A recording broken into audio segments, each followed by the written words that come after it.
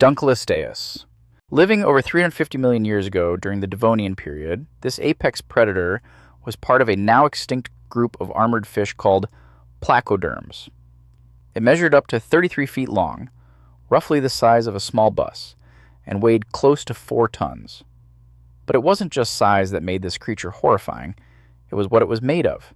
Instead of teeth, Dunkleosteus had 2-bladed jawbones made of sharpened bone, capable of slicing through almost anything in its path. Its bite force is estimated at over 8,000 pounds per square inch, strong enough to bite through steel. To put that into perspective, that's more powerful than a modern-day crocodile. Its jaws didn't even need to close fully. The pressure alone would crack the armor of other fish mid-chomp. But its offensive power wasn't even the scariest part. Dunkleosteus was covered in thick, interlocking armor plates, harder than most materials found in any modern predator.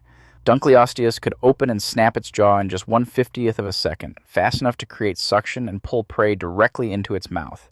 Sharks, ammonites, even other Dunkleosteus, nothing was safe. Tyrannosaurus rex. Living 66 million years ago, T-Rex stretched over 40 feet long and weighed more than an adult elephant stacked on top of a truck.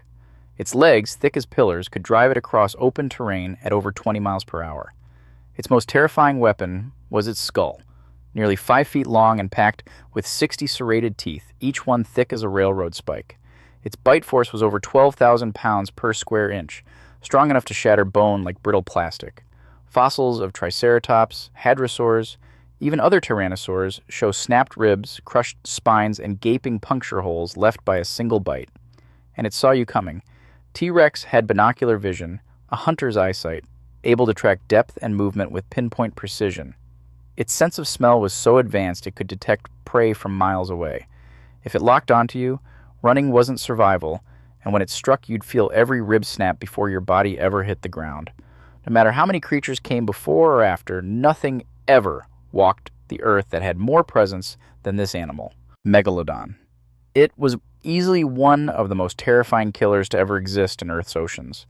It was bigger than a great white shark, nearly 60 feet long, up to 100,000 pounds of muscle, teeth, and silent speed.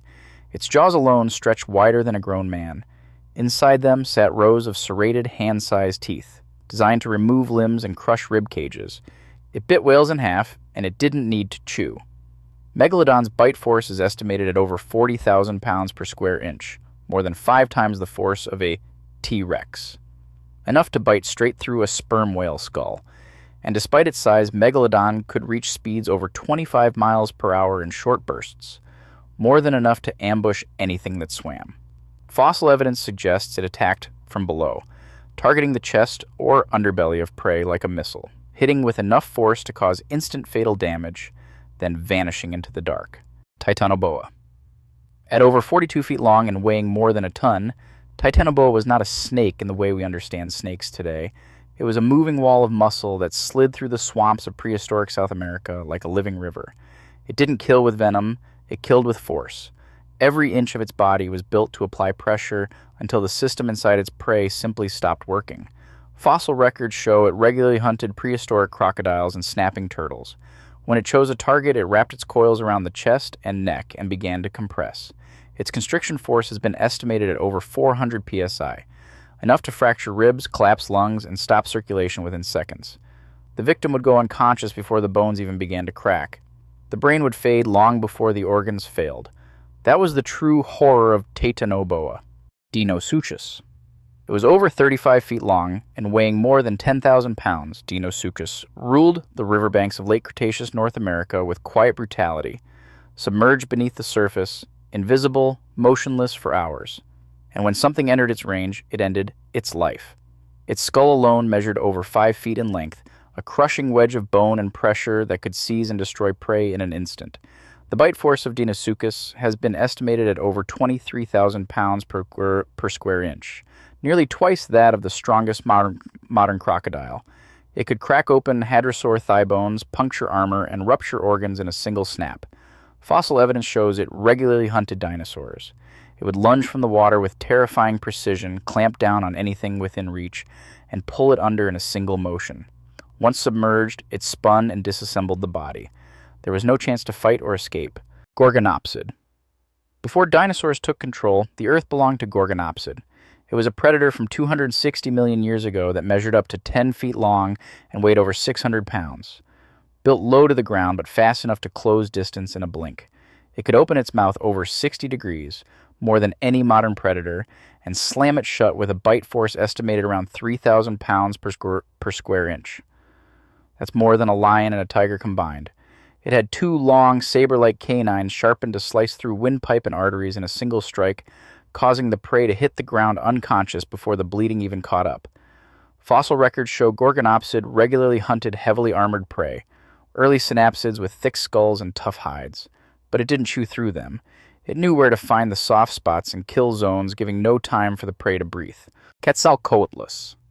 It was a flying nightmare with the wingspan of a fighter jet and a neck longer than a grown man. At over 16 feet tall when standing and weighing close to 500 pounds, Quetzalcoatlus was the largest flying animal to ever live. But its true terror wasn't in the size. It was in the silence. It hunted like a stork. It walked across ancient floodplains on thin, stilt-like limbs, scanning for prey. It struck downward in one precise motion, driving its beak into the body and lifting the creature off the ground in seconds. Its skull was over 8 feet long. And unlike a bird's, it wasn't hollow and brittle. It was dense and built for puncture. There were no teeth. It relied on force and velocity. The jaws clamped, and the victim was swallowed it whole alive. Andrewsarchus. It was a 1-ton juggernaut with a head built for smashing, tearing anything in its direction.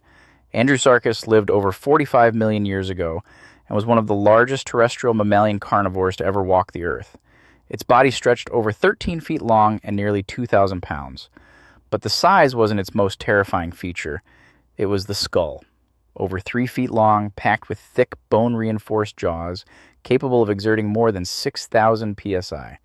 It used them to break open turtle shells, snap bones, and crush the heads of whatever dared get in front of it. Fossils suggest it hunted coastal prey, giant birds, primitive whales, large reptiles, and it didn't bother to chase. A burst forward, a clamp to the spine or neck, and the body simply folded under the weight. You couldn't outrun it. And once the jaws closed, you weren't getting out. Its teeth were blunt, not for slicing, but for pulverizing. Andrewsarchus wasn't a hunter in the traditional sense.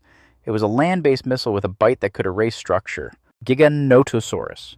Living 98 million years ago in what's now South America, Giganotosaurus was the apex predator of its time, and it made T-Rex look small. It stretched 43 feet long, weighed around 8 tons, and wasn't built to lumber. It was built to chase. While T-Rex was heavy and brutal, Giganotosaurus was longer, leaner, and faster. It could hit 30 miles per hour across open ground.